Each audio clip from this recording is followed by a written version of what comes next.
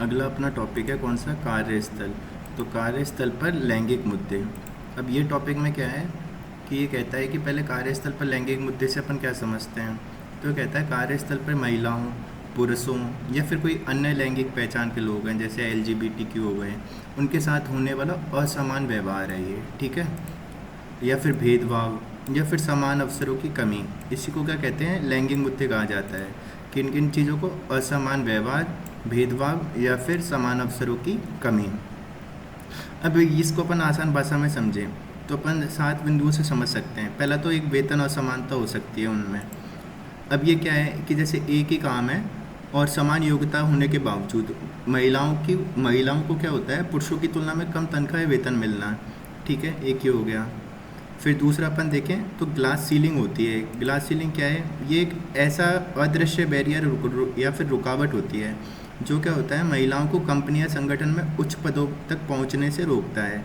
कि मतलब अपन क्या करते हैं कि कंपनियों में जो महिलाएं होती हैं उनको उच्च पदों पे मतलब प्रबंधन के उच्च पदों पे नहीं बिठाया जाता है, नेतृत्व में, लीडरशिप रोल में उनको बहुत कम लेडीज़ को अपन को देखने को मिलती हैं आजकल, ठीक है, पर अभी अभी देखने को मिल रही हैं, पर ये एक ग्लास सीलिंग होता है। फिर तीसरा होता है यौन उत्पीड़न, ठीक है। तो क्या देखते हैं अपन कि कार्यस्थल पर अनुचित टिप्पणियाँ की जाती है, अवांछित इशारे किए जाते हैं, गलत शारीरिक व्यवहार करते हैं, ठीक है। इसके लिए भारत सरकार का कानून भी है, पोश एक्ट है, कार्यस्थल पर महिलाओं का यौन उत्पीड़न निषेध अधिनियम, ये भी है, ठीक है। फिर अपन देखें एक होता है कार्य जीवन संतुलन, वर्क लाइफ बैलेंस। तो ये क्या कहता है कि नौकरी और घर के काम के बीच संतुलन बनाने की चुनौती होती है। महिलाओं पर अक्सर क्या है, घर और ऑफिस दोनों का दोहरा बोझ होता है, ठीक है, जिससे उनकी घरेलू जिम्मेदारियां उनके कैरियर पे भी असर डालती है। ये एक चीज़ हो गई। फिर अपन देखते हैं भेदभाव। भेदभाव में क्या होता है, नौकरी में भर्ती, प्रमोशन, ट्रेनिंग, इनमें ना पक्षपात होता है। इसके अलावा जो होता है LGBTQ समुदाय होता है, उसके लोगों के प्रति भी कार्यस्थल पर असमानता और भेदभाव देखा जाता है। फिर एक होता है व्यावसायिक पृथक्करण। तो अपन ऐसा सोचते हैं कि कुछ जॉब्स हैं वो सिर्फ पुरुषों के लिए और कुछ जॉब्स महिलाओं के लिए हैं।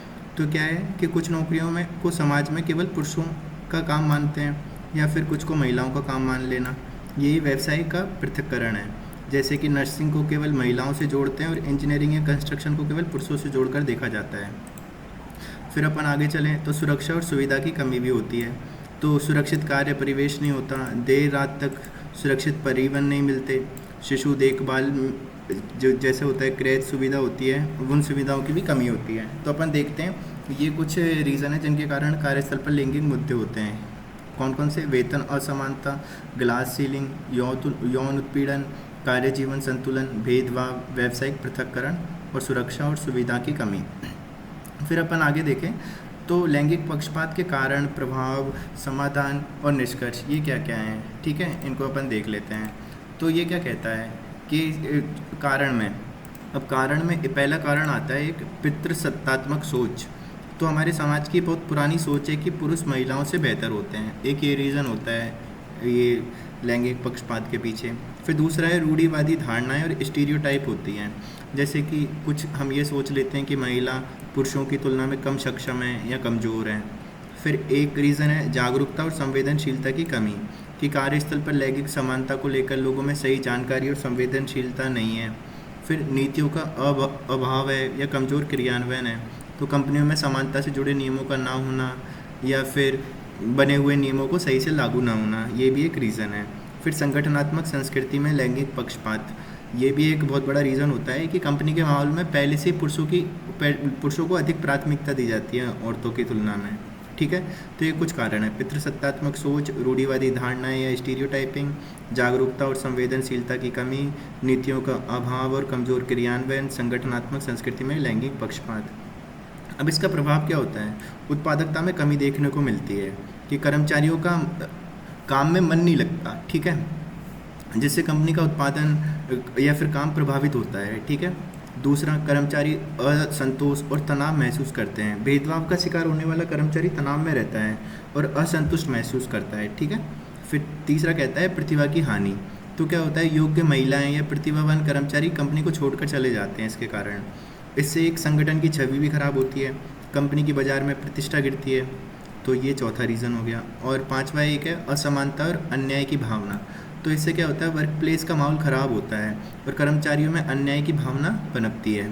तो ये हो गए इसके प्रभाव। उत्पादकता में कमी, कर्मचारी असंतोष और तनाव, प्रतिभा की हानि, संगठन की छवि खराब होना, असमानता और अन्याय की भावना। अब इसका समाधान कैसे किया जाए, तो इसको हम 3 स्तरों पे देख सकते हैं। पहला संगठन के स्तर पे कि समान वेतन नीति लेके आए, पुरुष और महिला दोनों को समान काम के लिए समान वेतन मिले। फिर जेंडर संवेदीकरण प्रशिक्षण करवाएं, यानी कि सेंसिटाइजिंग ट्रेनिंग दी जाए जिसमें कर्मचारियों के लिए लैंगिक समानता की वर्कशॉप आयोजित करें। फिर एक है आंतरिक शिकायत समिति का गठन करें जिसमें शिकायतों की निष्पक्ष सुनवाई के लिए कमेटी बनाना।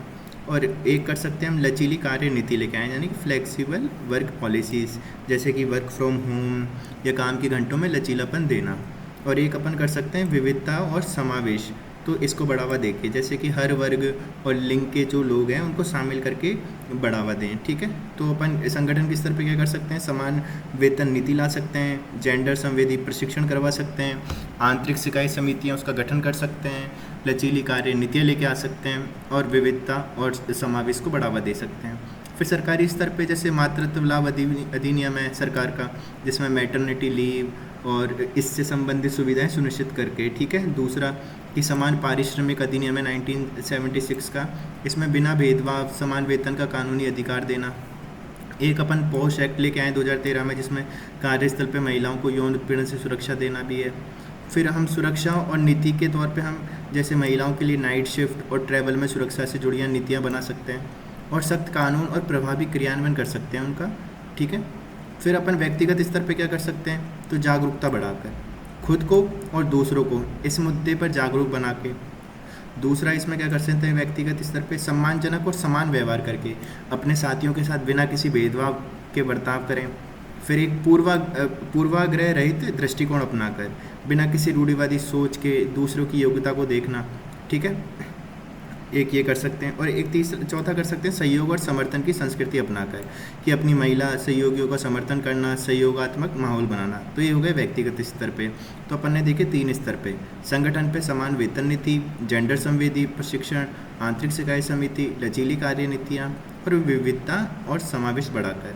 सरकारी स्तर पर जैसे मातृत्व लाभ अधिनियम, मैटरनिटी लीव, समान पारिश्रमिक अधिनियम 1976, फिर पोश एक्ट, सुरक्षा और नीति इनको बनाना, सख्त कानून और प्रभावी क्रियान्वयन। और व्यक्तिगत स्तर पे देखें तो जागरूकता बढ़ाना, सम्मानजनक और समान व्यवहार करें, पूर्वाग्रह रहित दृष्टिकोण अपनाएं और सहयोग और समर्थन की संस्कृति को अपनाकर। ठीक है, अब अपन ये देख लेते हैं हम निष्कर्ष क्या निकालें। तो निष्कर्ष है कि कार्यस्थल पर लैंगिक समानता लाना केवल महिलाओं के लिए फ़ायदेमंद ही नहीं है, बल्कि कंपनी की उत्पादकता भी बढ़ाता है, ये कर्मचारियों की संतुष्टि बढ़ाता है और एक न्यायपूर्ण माहौल के लिए बहुत ज़रूरी है। ठीक है, तो लैंगिक समानता ही एक सशक्त और समावेशी प्रगतिशील कार्यस्थल की आधारशिला है, फाउंडेशन है, अपन ये कह सकते हैं, सशक्त, समावेशी और प्रगतिशील कार्यस्थल की आधारशिला। ठीक है।